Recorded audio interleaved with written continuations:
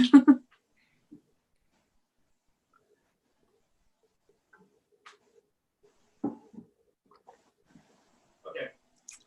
everyone. Welcome to the Filmmaker Q&A with some of the cast and crew and directors and writers of The Hill and the Hole. So if you're just joining us, hopefully you've watched the film and hopefully nothing we say here will be spoilers. And if you haven't watched the movie yet, you should go do that now before watching this. So welcome to Bill Darman, Drew O'Doherty, Hi. Kristen Brody, and Christopher Ernst. Hello, and thank you so much for joining us here and being in a Q&A with us so that we can talk to you about your film. It is, the comments in the Discord are right on. A couple of people have said that their mind was blown. Someone literally said, my mind is blown. And someone else said, I love little jazz sections as a nod to Fritz's reality. And that's one of the things we really, when we got this film submitted, we're like, oh, I don't think we've seen an adaptation of a Fritz Leiber story here at this festival before. We know that they exist, but you don't see many of them. Well, we've shown classic ones like Burn Witch Burn, based on Conjure Wife, right? Which is also Night of the Eagle, I think. Yeah. We've shown that before. It's been many, many years though, probably more than 10. Yeah. And beyond that, there's there's a couple Night Gallery episodes based on his stuff, and there's like 4 adaptations of Conjure Wife, different ones, including Witch's Brew or something like that with Terry Garr. That one, right? Really? Right. I can look that up. Yeah. I only know that because of I think a childhood obsession I had with Terry Garr. Yeah, maybe here too, just a little bit. Is it because of Young Frankenstein? Of course. Oh, completely. Yeah. Objectively, the best movie ever made. Roll in the hay. But yeah, we were really excited that there was a Fritz Leiber a new adaptation. Yeah. What brought you to doing a Leiber film? That reason, probably the fact that there were so few adaptations, which is surprising because he's got so much material. He was so prolific. I mean, he had so much good stuff. Chris and I are big fans of a lot of Fafhrd and the Grey Mouser, all the way to like Change War stuff. So we had been doing something where we were sort of adapting work from that had fallen into the public domain from some of these other weird writers. In fact, Corpse was a Chambers adaptation that Chris had in the festival a few years back. I guess that must have been 2018. Probably. Yeah, it must have been 2018. Yeah, it was 2018. Absolutely. Yep. Yeah. So Leiber, not that it was obvious. I mean, The Hill and the Hole struck me years ago as just something that would make a great short. Wasn't really looking at it because it's a rather short story. There's not a lot of material there. It's just such a great idea. What we really wanted to do was Our Lady of Darkness, but that's a really ambitious project. And so this was sort of a stepping stone for that. Ideally, that was the idea. So yeah. So I mean, and the fact that we just wanted to, ideally do something that sort of because Leiber. He nails the cosmic horror stuff, but he's also a very deeply funny writer. Like his tone is really interesting. So we kind of wanted, I don't know if we accomplished it, but kind of capture some of that in an adaptation. So it's interesting, because he's, I think, primarily known as a sword and sorcery guy. Yeah. But I don't think any of his sword and sorcery stuff has been adapted to film at all. I think it's just been his weird fiction. Yeah. As far as I know, too. Yeah. Definitely. I think we'd have a Grey Mouser movie at some point here. Right. But. Yeah. Yeah. We're actually doing a short as sort of an exercise that is definitely lifting heavily from Fafhrd and the Grey Mouser. So, but yeah. It's just so obvious. Why isn't this stuff there? So yeah. So he it's interesting. He kind of pokes into Lovecraftian cinema here and there. So, while, there's Night of the Eagle or Burn Witch Burn, he also appears as an actor in Equinox. He's the guy reading essentially the Necronomicon book. Summons the thing that crushes the house, which is sort of the part, I think, that inspired the tape in The Evil Dead.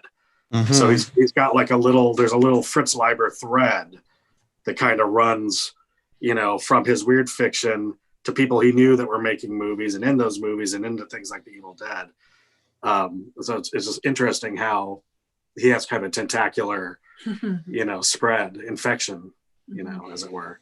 Yeah. No. I mean, and he was writing for TV, right? And I mean, in addition to everything else he was doing in like, up through the 70s, right? So he was, I don't know. Definitely very, very much involved in a lot of that stuff. So we've been talking to you guys. This actually didn't begin this year for you. We looked at your film last year, right? And but I think you decided at the time that it wasn't quite ready for prime time, perhaps. Can you talk a little bit about your decision-making process there? Like, kind of, what was it you wanted to take to task about the film? Tonally, there were some elements that may have strayed a little. It got really goofy, and we love those elements. They're going to end up on, when we put out the laser disc, it's going to end up in the extras and everything else. I mean, that's all there. But we just felt it was throwing audiences. We were testing it quite a bit, friends and family screenings, cast and crew. We were just showing it to people a lot, and we always felt we were losing them at a certain point. So there were things we excised from it between now and then. I don't know if you noticed, but but there are chunks that are gone, and then just things we addressed. So yeah. But it still has a very, I mean, we were trying to preserve that tone, and I think we may have been overdoing it. So I don't know if Chris, you want to add anything there? I mean, I think at the time it was probably my doing. I'm usually the one who has bad advice to give, particularly about things that have to do with like film distribution and the business side of things.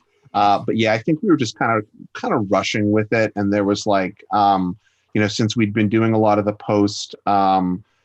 When there were funds or when there was, time, there was some little things that just hadn't been kind of like ironed out.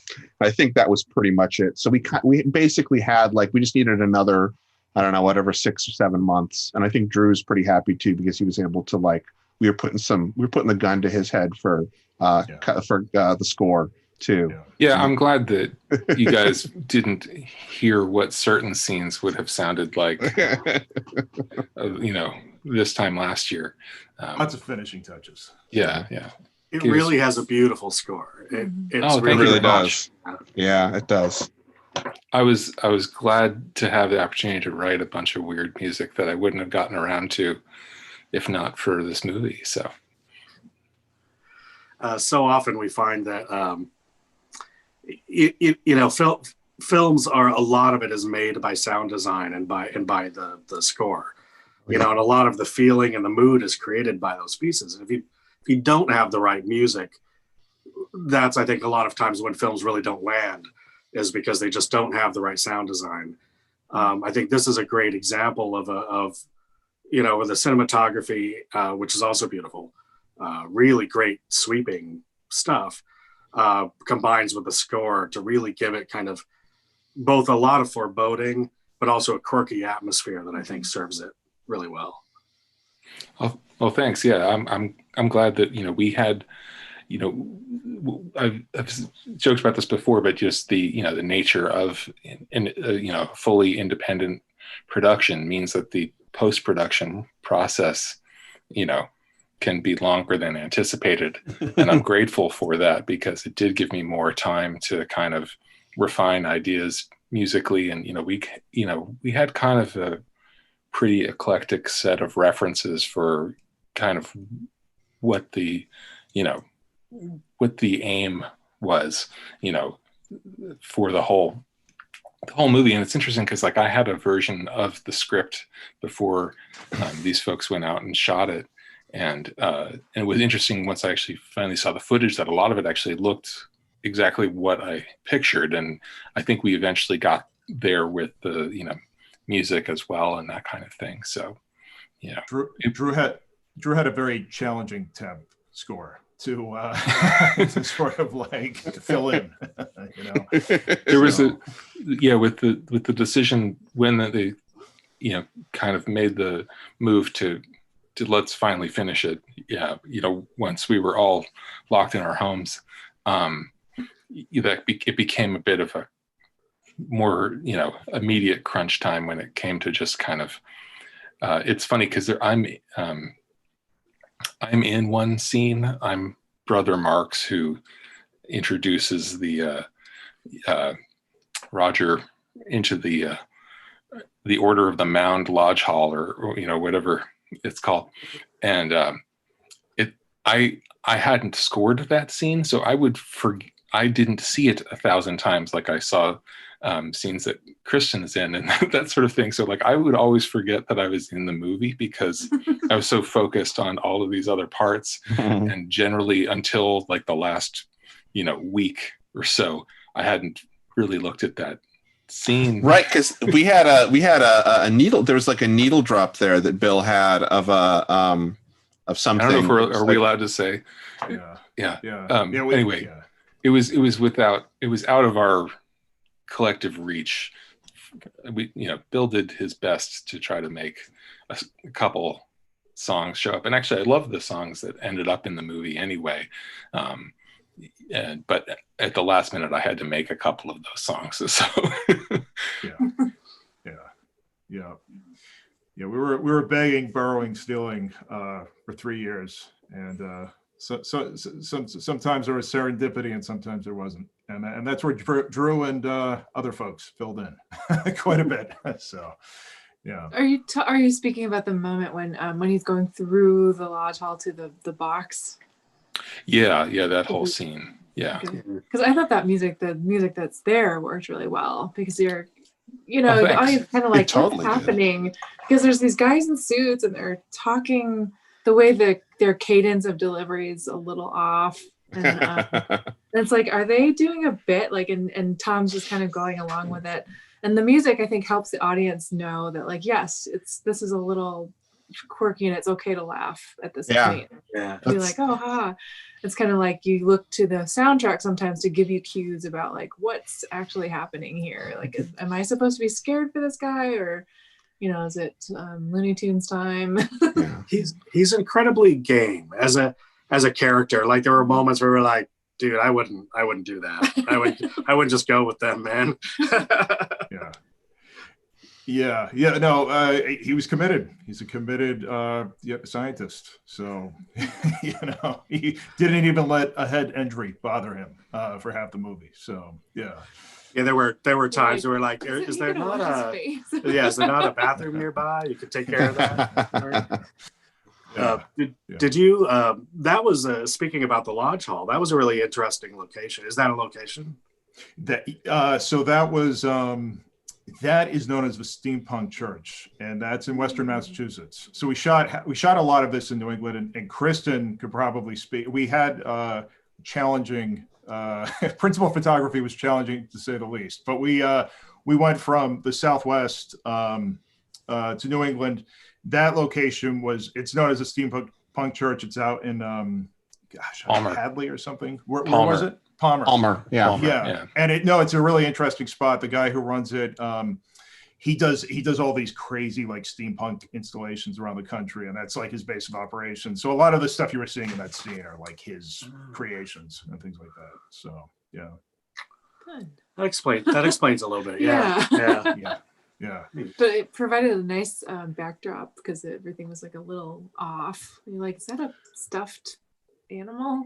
I mean, not like a taxidermied animal, not a stuffed animal, but like, never mind.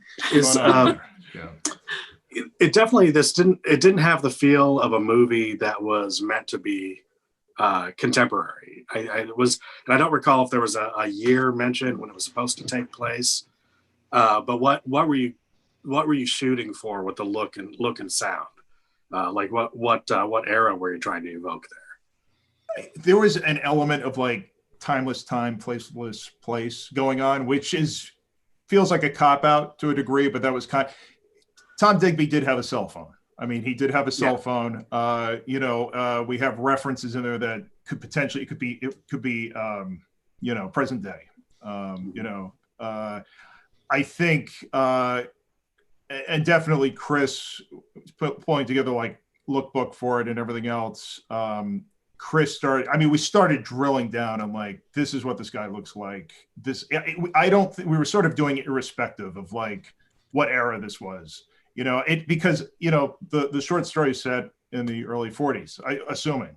And I think we were trying to get pull a lot of that flavor through from the story, while kind of keeping it in sort of this contemporary sort of spot with things, because it sort of addresses some things that seem kind of topical. You're not really too sure, I guess. We should have answers for this, and we don't. This is I don't know. I feel like just in general, because of the references that you and I'll make to different movies and sort of where we're coming from, there was sort of this implicit. There was this implicit sort of nostalgia to it, like that, as if it was a lost 80s or 70s movie, but not quite there yet either. I feel like we must have talked about that at some point too. What did they tell you, Kristen? Yeah. That's the question, right? What did we tell the actors? I think we don't know if it was mentioned, but it worked. Yeah. It worked. I'm thinking of you've seen the film The Love Witch, Anna Biller's. Yes. Yeah, absolutely. Which has 100%. A very 60s quality to it. Yeah. Until about now there are SUVs and things in the background if you're looking, but they try really hard. She's trying really hard to kind of evoke that period. Yeah. But there's a point about 3/4 of the way through the movie where her phone rings and it's in her purse. Yeah. And as she's beginning to pull it out, you're like riveted, like, what is this going to be? Like, because this is going to tell me what year this is. Yeah. And she pulls out an iPhone. Yeah. You're like, well, it's not the 60s, I guess. Yeah. No, that's a very cool. I mean, she did like her and I forget the name of her cinematographer, but they did an amazing job at like just sort of pitch perfect, pastiche of that look. And we weren't doing anything that specific, but it just sort of, it did end up having this mood. That very much is like feels nostalgic. Sort of a texture. I mean, the soundtrack also. I mean, totally. So, but I think at one point we described it as like, a TV movie from an alternate universe, like this is like something, I don't know, whatever. So, but so.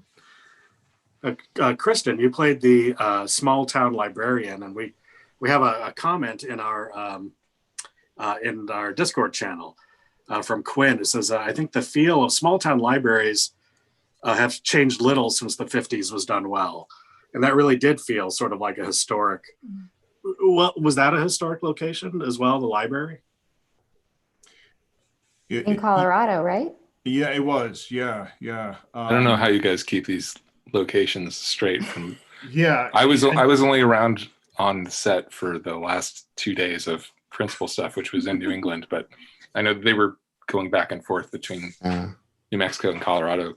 It was Trinidad, yeah. Trinidad, Colorado, yeah. Yeah, historic. Yeah, it's a gorgeous library. I mean, it's beautiful. And yeah, we spent some time looking for like the right library. Caitlin Williams, who should be on with us right now, she's she kind of canvassed, New Mexico and Southern Colorado for some of these locations. She would just come back with 50 photographs, and we would just drive around, and then that's the one. And when we saw it, we knew that was the one. That's gonna be it. So, but yeah, beautiful spot, and that whole location is just. It's funny because I mean the locations that we were at, like Raton, the town of Raton in New Mexico, where we shot quite a bit of the movie. there's the feel from those towns, their own sort of their own texture. That is also definitely impacting everything. Cinematography. I just felt like that the character from like that northeastern New Mexico, southeastern Colorado area. It just I don't know. It kind of soaked into the film somehow. So Yeah, that's definitely. like right there where like Mesa Verde is, right? Like it's right is that southern Colorado right there? It's sort of on the other part. It's east of there. So like on the other side of the Rockies, just the other side, Spanish Peaks, south of Spanish Peaks. It's an area. I grew up south of Denver, but I had never been to this area when I grew up a few years there, and it's just spectacular. It's like its own world, something truly different. So. Now for Kristen, when you were on set, was it all in the one location, or did you travel around with this circus making the film? The circus traveled, yes, Yeah. quite a bit. We Yeah. were in New Mexico, and then we were in Colorado, and then we went to Massachusetts all together. Yes. Kristen was an excellent sport about it too, because it was we had some crazy travels. I remember we got in late night into Massachusetts. We were the lucky ones. We got to fly. Bill had to drive in the matter of, what was it, like less than 48 hours from my God. from Denver to Cape Cod. But yeah, I remember we got in and we went to like Applebee's or something at midnight. It was like me and a couple of the cast, and we were like, oh, thank God we can sit down at an Applebee's, because we'd been like in the middle of the desert for a while. It was funny. Yeah, We're so excited to see that sign. yeah. It was Eating good in the neighborhood, right? Right. Exactly. Hey, exactly. We should have treasured it while we could. That's right. You know? That's right. That's right. I'd kill to eat in an Applebee's right now. Right. Exactly. Exactly. Yeah. I don't know if I'd kill. Maybe not for an Applebee's. I don't know. You like that quesadilla burger? I do. Good. I do like that. Yeah. Yeah. Somebody always has to drive with these things. You know, we used to do a lot of. We make and sell T-shirts. That was kind of our original business. We design our own T-shirts, and we would go around all the conventions around the country, Dragon Con and Gen Con and San Diego Comic Con. At the time, we lived in New Orleans, and which is sort of quasi in the middle of the country, if all the way south. But people would go, oh, wow. So, hey, when are you catching a flight out? And be like, a flight? I mean, what, you think we just brought all this on a plane, or we shipped all this? That would have cost like $5,000. No, man, I got to drive back to San Diego, you know? Yeah. Yeah. By the way, the designs are great this year. I need to pick up one of the retro shirts. The T-shirts are fantastic, but I mean the driving. So I do a lot of like corporate industrial production work, not so much like narrative, dramatic. I was extremely inexperienced. We'd have, days where we'd have like 8 to 14 pages of dialogue. We would have these insane moves. Feel very bad about subjecting folks. Chris was the voice of reason. And I kept on insisting, no, I think we can do this. I think we can do this, because you see, that's 2 days. I only have to sleep 2.5 hours, driving from. So it became like the Cannonball Run of filmmaking. But we had such a great cast. We had such a great crew. They pulled it together. I mean, with that, it was kind of amazing to see everybody work together and do their thing, and pray lots of praying. So, but here we are on the other end. So Right. Yeah. Yeah. No, it's one of those really good, like, for exactly these reasons, for the Q&A, it's perfect now, to be able to talk about this. Nobody had to carry a ship over a mountain. I mean, we're not there yet. Next film, we'll make sure to do that. Oh my gosh. Remember the rainstorm when we were driving from one location of New Mexico to the other? Which was indeed over the mountains, I think. Yeah. It was I will never forget that. Yeah. Oh, that was crazy, man. Yeah. I'm glad we were all together for that and Exactly, survived but we created a ton of memories. You and that's did, the thing. absolutely. You can look back and it's like it was chaotic, but it was special. Yes, indeed, it was. Principal photography was 10 days. So Yeah. most Wow. of this. That's Yeah, short. 10 days. And then we went back for pickups. We were shooting on and off like a year out from them, but a lot happened in 10 days. I mean, I saw as much of the movie that came from that 10 days, and it's probably like 80% of the movie at least. Yeah. So the fact that, I was getting occasional texts from these guys, because even when, I just couldn't believe that they were doing this based on, like, I was like, wait, and you're going to be back here next week? Like, it seemed like they had basically like a 2-scale sized version of like the Apocalypse Now production. But like, if you crammed it just down to the, the Dollhouse scale of putting it all in 10 days and in, one country, but in, 3 or 4 states that are, vastly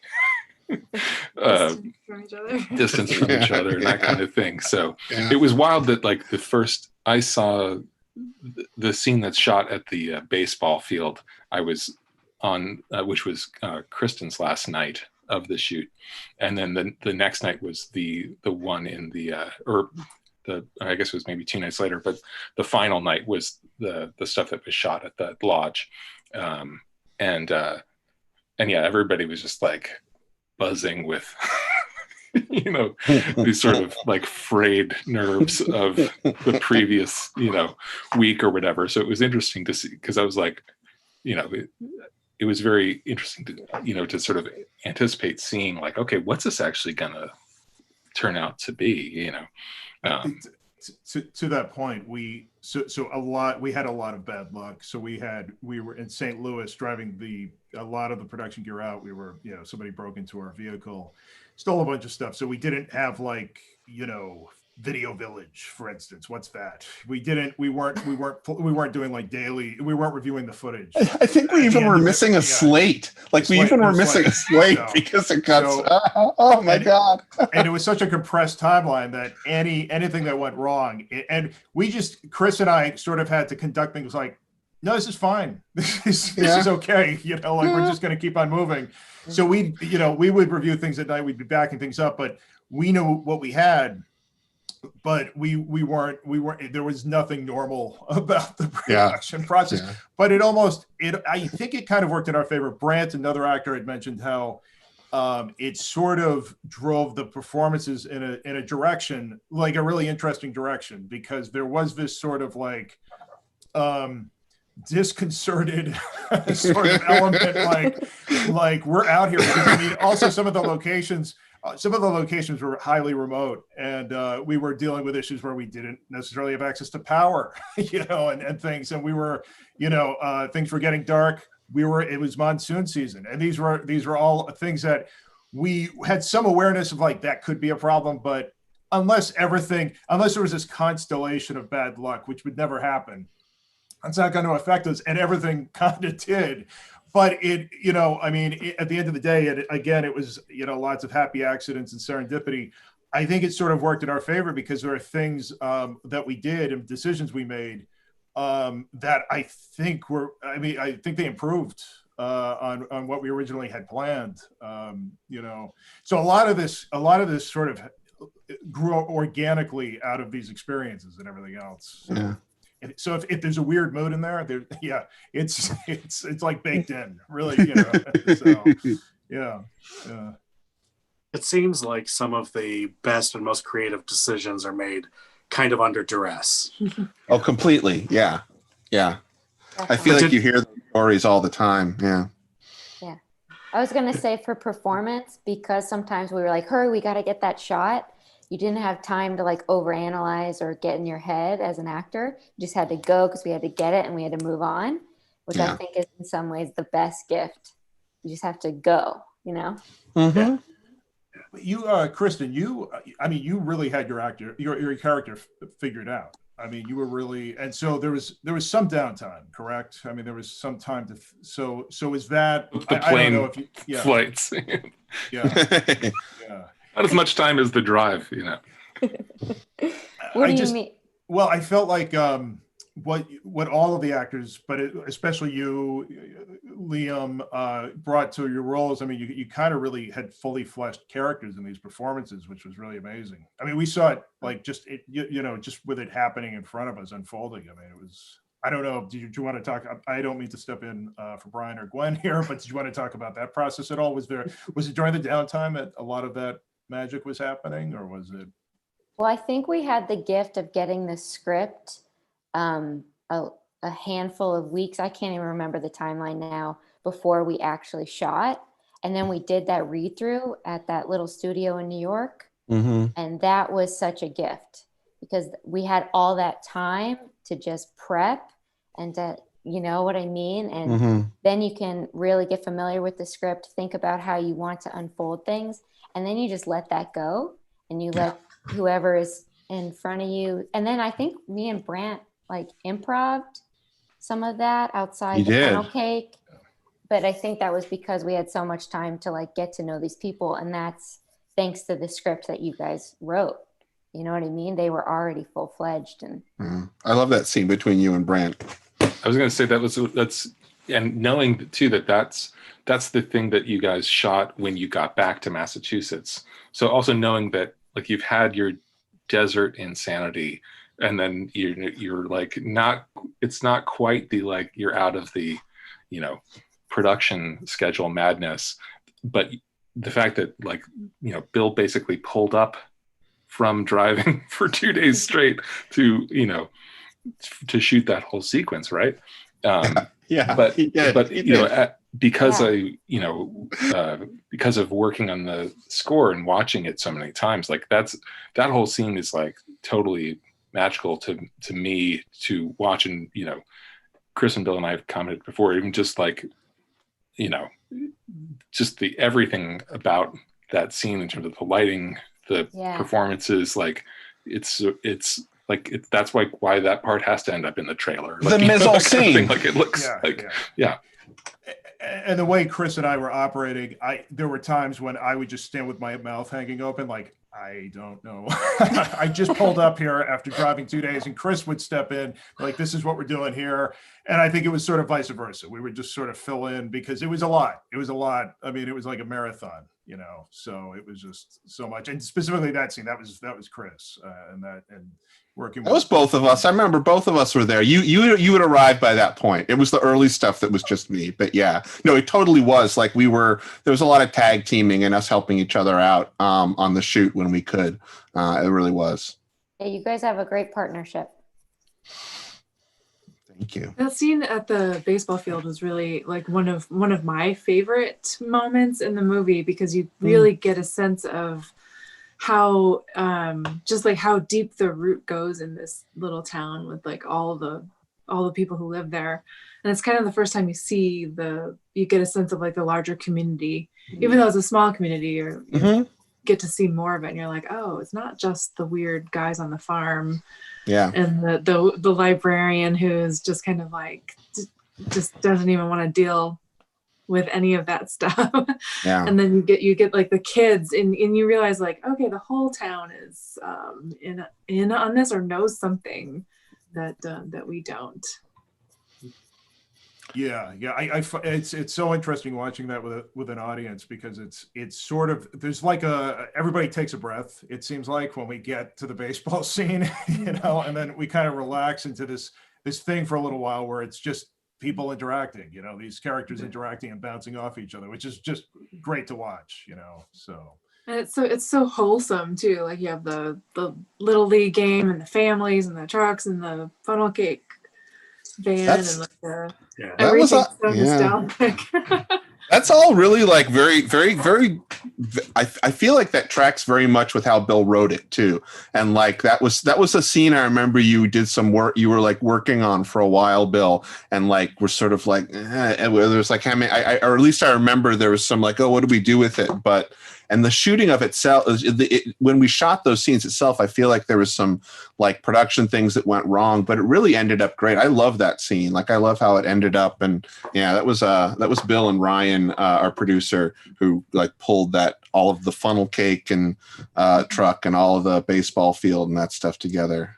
But it's worth saying that there's probably four different locations all over the country that were kind of like we shot the funnel cake truck. That's up true. In Massachusetts. Right. We have the baseball field itself is in New Mexico. Right. That's right. Shot in Cape Cod for this other, because we were, again, a lot of it was like, oh, you have the perfect funnel cake. Where are you at? We'll come out there and we'll shoot with you. That's perfect. So but a bit upside down. So I mean, a lot of it was, we didn't have budget to create these sets. We had something very specific in mind, and so we'd scout and we'd be like, that's it. That's exactly what we need there. That's the piece. And less consideration, like logistically, how are we going to pull that off? It's like, we'll just we'll drive. It's only like an inch on the map, right? It's, what is that? That's it. Really, not to go on and on about that scene, but it is kind of, it's sort of the second act breather, right? Where it's everybody that you've been introduced to that you might identify as a villain in the piece, sort of shows up, and they have their families and they're selling funnel cake to kids. I mean, we learn eventually that there's a villainous ploy there, but it's interesting to see all these people, which you've kind of previously kind of tagged as being, well, they're the bad guy. This is the bad guy. They're going to, be like, oh, he's there with this kid in his pickup truck watching the ball game, And it's interesting, kind of makes you kind of reevaluate where you stand in relationship to the people in the movie. And I really like that that switch being flipped. Yeah, and none of them are quite as bad as the character that's introduced to the funnel cake truck, which is Adam Gorightly. He's actually, it's funny, he randomly pops up to join some of these things. He's based out near Yosemite, right, and he's a really interesting guy. He's not an actor. But he is a character, and he characterized crackpot historian. Right. That's the So, but he's written lots of books, about Manson, JFK. Really terrific research. Really fascinating guy. And again, that was a situation where we just didn't think we could find anybody to pull off that role. It was like it had to be Adam, a friend of ours. So we were like, Adam's that role, and he also, I mean, he really brought. I felt like all the actors really sold the world really well, and a little concerned about Adam doing it, but I think Adam just understood what the tone was, and he was in there, and then he had to memorize reams and reams of dialogue, which I believe he has a photographic memory, so mission accomplished. He took care of that. So but another actor. I mean, we were blessed to have the cast that we had. We had such a great cast. So yeah. He was a fantastic performer to not be a professional actor. Oh, it should be introducing Adam Gorightly, right? Yeah, it really should be. Definitely. I feel like he's got enough of I don't know. I feel like he's been enough or his like that isn't even his real name. I think it's his stage name. But he's like I don't know, he's done enough sort of performance as being himself that he was able to slide into that, because like Bill said, he just knew it so well. I mean, I'm just repeating what everybody else said, but I love it. Like, I love Adam's performance in it so much. It's interesting. And like they keep talking about the scene, but the moment when Lane is sitting kind of inside the funnel truck and funnel cake truck, and she's just kind of you see at this moment that, like, okay, she's not actually in control. Like when we first see her, she's just kind of like, get out of here, like quit, don't do drugs in my bathroom kind of attitude. Yeah. And then okay, fine, there's a phone, and you see her kind of like putting up this facade, but then she becomes kind of the entryway for Tom into the community, as the guide in a way. But then at that moment in the funnel cake truck, you see the the facade slip a little bit, and like, okay, not everything is figured out here. And then it seems like from there is when things kind of go off the rails a lot more. And for you as a performer, were those scenes, I'm assuming that they were not shot in order. Was that a hard thread for you to hold throughout the performance, or was it pretty easy for you to pick it back up? It was, no, I wouldn't say it was hard, but I wouldn't say it was easy either. I just enjoy it. It's part of the job. But I always had in mind that end where she brings him to the actual hill. And so I always knew that, and but you don't want to give that away, obviously, in performance. So it's fun to play with showing different sides of the, how humans are. You have fear, you have anger, you have annoyance, you have where you don't care, indifference. And so it was fun to play with those different. And then also when she's, with her love, like pleading with him. I enjoyed it. And you just know the through line the whole time, and you go back to your script and you're like, okay, that's what this scene is serving.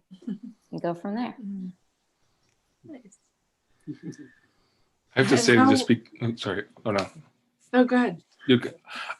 Just because Kristen mentioned the knowing that ultimately she's, bringing him up the hill. One of my favorite shots in the movie is when she and Gabe hold hands, and with Tom walking, and he disappears when they hold hands. I just have always, from the first time I saw any footage of the film, I was like, oh, that's so good. Yeah. You don't see it coming. Yeah. Yeah. It just works. It works so well. I believe that was improvised as well. I mean, I think we spoke about it, but I think we were there, and I think what happened was it was like they hold hands. They have I think you guys just did that. I was food poisoned that day, so what do I remember? That's right. No, I think there was a parenthetical. Something about they have a moment, they share a smile. There's something that helped us with that. Absolutely. Wow. I'm sorry, Gwen was going to say something. I'm sorry. What? Oh, I was going to ask about the design for the alien skeleton. Because when he goes into the box, that whole scene makes me laugh because he just goes along with it, and like, does he know? Like, he's like, oh, are we doing a bit? Okay, I guess we're doing a bit, and then he just goes along with it. He's okay, and then he's game. He's gonna go in the room, and I'm like, why? I would never go in that room. But I'm not a man either, so You're not a man with a head wound either, so I'm always suspicious. Oh, that's true. That's true. I think if the cop out would be if this was like classical screenwriting, he's such a strong, committed character. He's gonna see this through. He needs to see the other end of this. I mean, a lot of the idea, like sort of the bones of this was just to show this character get drawn through the veil of a mystery some sort of mystery like this. So and it had to, something would have to propel him. I think probably some of the problem is we didn't build enough of that into the script, like to really sell that this is why he's so dedicated to this. But Chris and I mean, a lot of our influences are less concerned about some of those, like it's not that screenwriting's an afterthought, but it's just like a useful thing, to have. And then but we want this to happen now, I do love that, but it's really funny when he pauses outside. And again, this is Liam, playing that role. He pauses outside and he's like, I'm walking in there now. This is what we're doing now, and he does. He goes and does it. And it's a great moment because you don't know if he's just going to turn around and walk the other way, at this point. But the monster design, a friend of ours, Jonathan LaMancha, who does work for heavy metal, some other stuff. He did a basic drawing for a lot of that stuff. And then Chris kind of fleshed out this latex creature that he shot inventively, and we added those. We were joking. How large was the actual thing? Oh, it's a miniature, probably. I don't know. Bill has it. Bill has it now. It's like what, like maybe 14 inches? No, 16 inches, 20 inches. I don't know. 20 inches, probably more like 22 inches. Yeah. So it's a 22 feet high. It's 22 feet high. We're cursing ourselves because of the Home Depot 12-foot skeleton that now for like $2.99 you can get. Where was that? Come on. We were definitely like in this. We were like, is this post viz? Is this what the effects are going to look like at the end of the day? Because initially we were talking to a few folks about doing like some pretty involved 3D stuff and everything else. And I think we just saw this and we're like, no, it has this handmade feel, and we wanted things to be as practical as possible anyhow, despite the red flashing orb and everything else. So I mean, I think we were just like, no, this works. We're keeping this, So we saved a lot of money. we're moving forward with this. So it's funny because I had been scoring the sort of finale and like it was, the footage you see pretty much.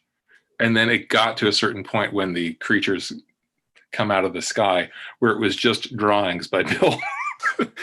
So it was like, like doodles of the things and then of Adam being lifted up and that kind of thing that I was scoring to in terms of like hitting the, the different moments.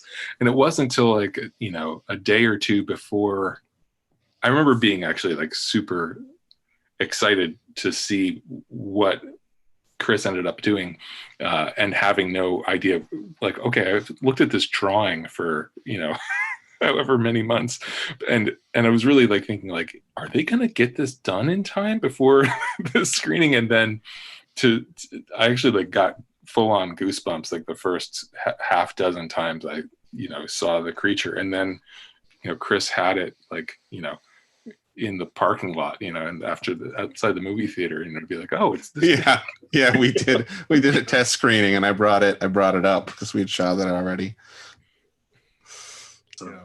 It strikes me that your movie has a lot of contrasting elements too, like the hill and the hole and the like the librarian, but then the astronomer and the unassuming funnel cake guy that's also like this person in the lodge, and then these aliens when you first see them are kind of scary, but then at the end you close by them having like children's laughter voices, which is very discordant. Yeah, two of those three girls are my daughters at the end, or Tom Digby's daughters. I think Diana and Deborah, according to the credits.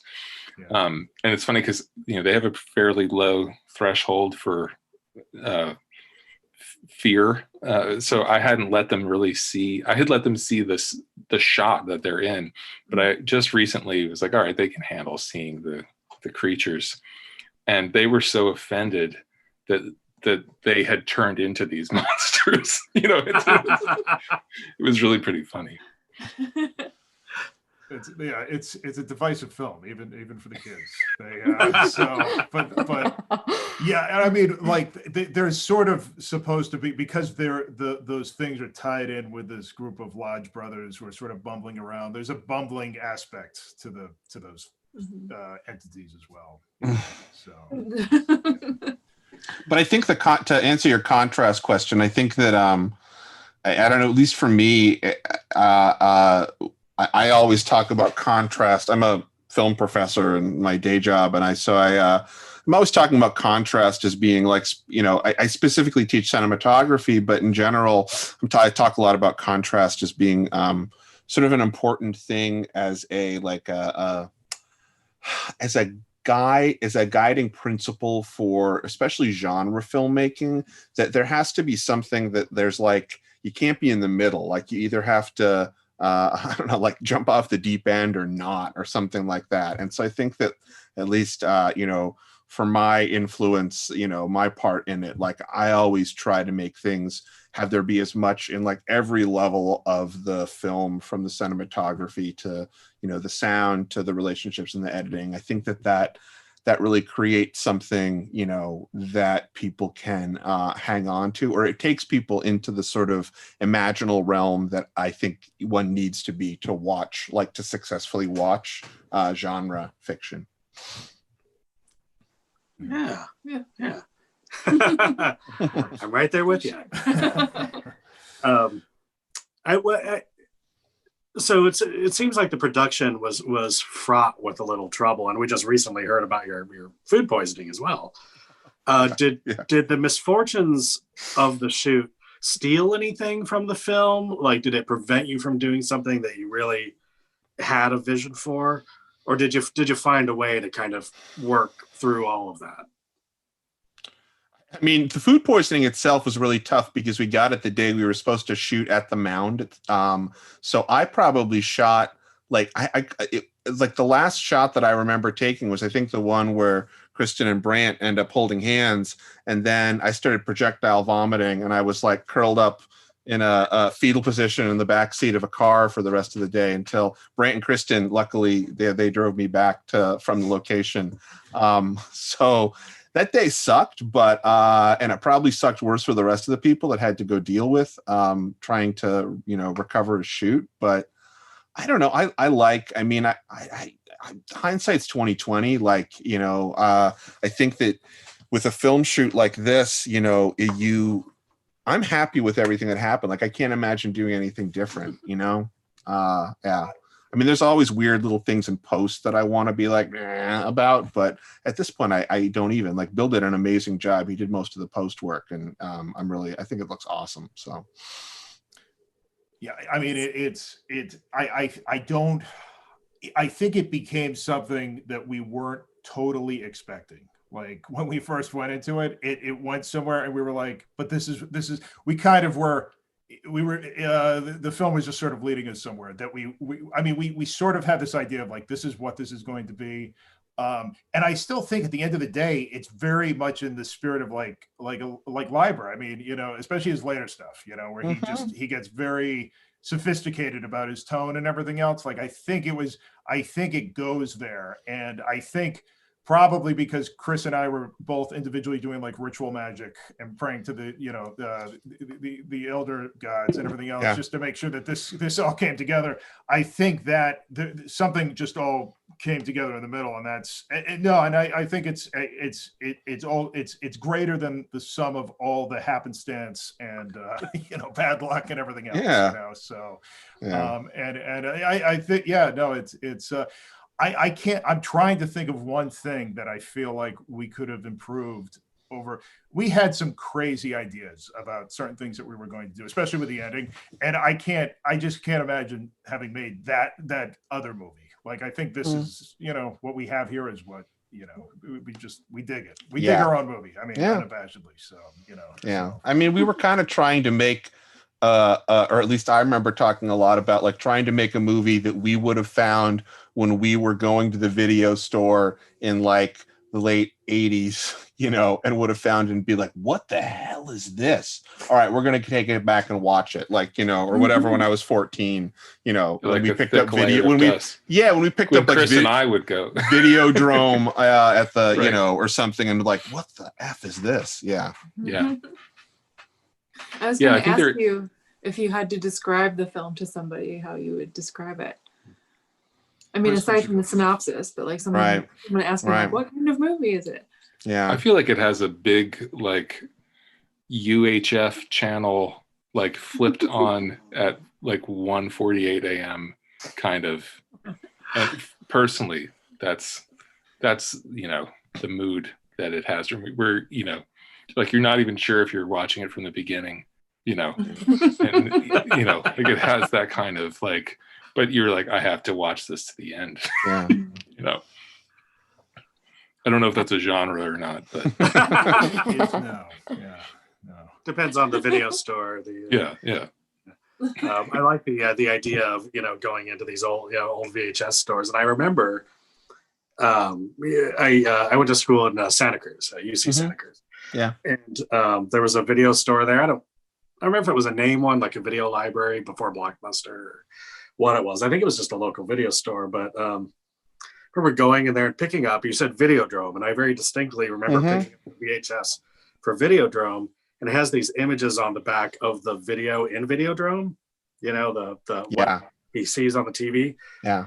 And there was sort of an element of like, am I supposed to be looking at this? Like this seems, this is some dodgy dusty VHS tape in some dodgy video store with these images of like, you know, snuff films or something. And like, you know, I hadn't seen Videodrome yet as a young man, but well, it's next to like Faces of Death, and you're like, oh, is this real?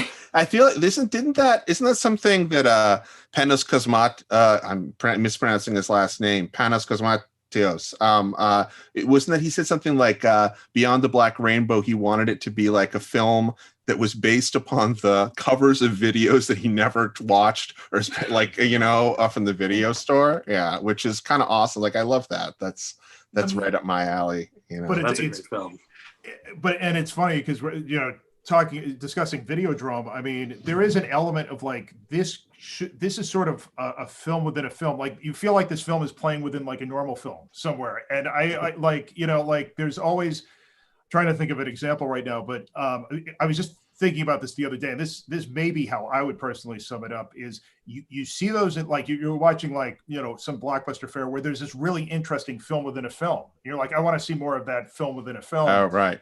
And there's only a few like, you know, efforts to or that may have gone off the rails in similar fashion. I think of like Alphaville or something like that, where it's just like this thing that shouldn't really exist totally, but it's better than you know, and maybe it sort of transcends good or bad or whatever, you know. You're just in this place where you're like, and you want to kind of live in that film within a film, as opposed to, you know, the framing device or whatever that you'd call the rest of the movie, you know, that just sort of lives around it. So it's I don't know why I thought of that with Videodrome, because nobody wants to live in Videodrome, but it's but you know, that'd be Harry figures. Could we send James Woods back to Videodrome? Right. I prefer James Woods Videodrome than current James Woods. Well, geez, we should probably wrap up. We've had you guys on the line for about an hour now, or a little less than an hour. This to us is really is the ultimate, you know, sort of like H.P. Lovecraft Film Festival style film. While it's based on a Leiber story, it has all of these things that Lovecraft fans can recognize. You know, the rumors, the urban legends about the Native American lore, you know, and then the reveal of what that's actually all about, you know, sort of those hidden mysteries, and the way that he gets dragged kind of through, as you said, through this veil. You know, this idea that small towns are hiding dark and dirty secrets, you know, that are kind of an infection across the whole thing, you know, we see in a lot of Lovecraft's work. So it's really a pleasure to be able to show this film as crazy and as kooky and as, you know, funnel cakey as it is to our audience, because they're the perfect audience. I mean, they're the you know, everybody that watched it tonight, although many of them claimed their minds were blown, they caught all of it. You know, they were there with you the whole time. So yeah, thanks so much for being here with us. Thank you. Are there any sort of final stories or statements you want to get out there about it before we let you guys go to sleep? I mean, it's been such a pleasure showing it, and you know, we felt very bad about having to withdraw it last year, and we're so glad that this worked out. We really are, yeah. And I mean, we were kicking ourselves all year long. We were like, that would have been a great festival to have premiered at. But I'm really glad that we did this. I'm glad that we were able to premiere this version at this festival, you know, because I think this version is much stronger and it could still, you know, be here. So yeah, thank you so much. It's really a pleasure. And it's a great conversation too. It was really nice to talk to, you know, I think this film definitely has an audience, and you're right. This is the audience. So it's great to talk with people about it and be able to get into it. I think I did. I think last year I did twist your arm a little bit. I did try to sort of be like, well, I mean, you know, we And we'll be premiering Color Out of Space. I mean, you want to be there for that, don't you? Oh God, yeah, that would have been nice. I stole cable for hardware when I was like 13. It was but then to see Richard Stanley's intro tonight, it made it all almost worthwhile. So you guys can catch up at Rene Deschateau, at some point. Yeah. You'll run to him again. Right. Yep. Definitely. Yeah. Well, thanks so much, folks. We really appreciate you being here. It's, we wish we could have you here in Portland with at the beautiful Hollywood Theater. It's got this amazing curved 60-foot Cinerama screen. We run stuff on all 3 screens. So we've tried this weekend to kind of really give people the 3-screen treatment. But it's not the same, but it's very important to us that you're here. You're here with us in this Q&A, and that you can be here, that we can all do this together, even though everything is so fucked up right now. Completely. Yeah. Thanks for giving us a enjoyable Saturday night during the weirdest year of our lives. I concur. Yes, thank you. And we'll totally, hopefully, when the things are never going back to normal, we just have to accept that. But at some point, when things are going back to movie theaters, we'll have another movie ready for that, and then we can show it on the big screen and be there in person. Yeah, we hope so. Yeah, absolutely. Yeah. All right. Well, I'm going to go back to the control booth, which is the other room. Yeah. But why don't you tell, while I'm doing that, why don't you tell everyone in the audience where they can find out more about what you've done, and like if you have a website or social media and all that. Yeah. And I will see you guys later, I hope. Absolutely. Take care. Thank you. Yeah. I mean, you'll be able to shortly find it on Amazon. It'll be back up on Amazon probably in a few weeks, hopefully by Halloween. We should be making it available, like physical media, Blu-rays and whatnot, available around that time as well, we hope. We haven't been aggressively pushing to screen it at festivals, only given current circumstances, but we'll see. We've been having a few requests, so we'll try to keep folks updated. So yeah, you can go to thehillinthehole.com and we'll have updates there. Yeah, we need a publicist. We'll work on that. Right. BrightRectangleFilms.com too. Or brightrectangle.com. Yeah. That is that. Yeah.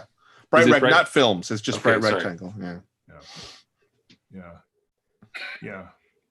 So thank you. Yeah. Thanks, Gwen. And I don't know. Yeah. So we'll, good luck with the festival. I'm going to be watching everything tomorrow. I tried to catch up tonight. So yeah. And don't forget to hop on the HPLFF Discord server and totally peek into the room and see what people are saying about it, because people have been watching everything at kind of different times. I see like new comments pop up on stuff that was playing on Thursday, so there's always new conversations happening. It's really active in there. That's great. Forward the link around to the team here. So awesome. Cool. Well, thank you. Cool. Yeah, thanks so much. Yeah. Good to see everybody. Bye, Kristen. Bye, Kristen. Bye, Kristen. Bye. Thank you, everybody. Thanks, Gwen. Thank you. See ya.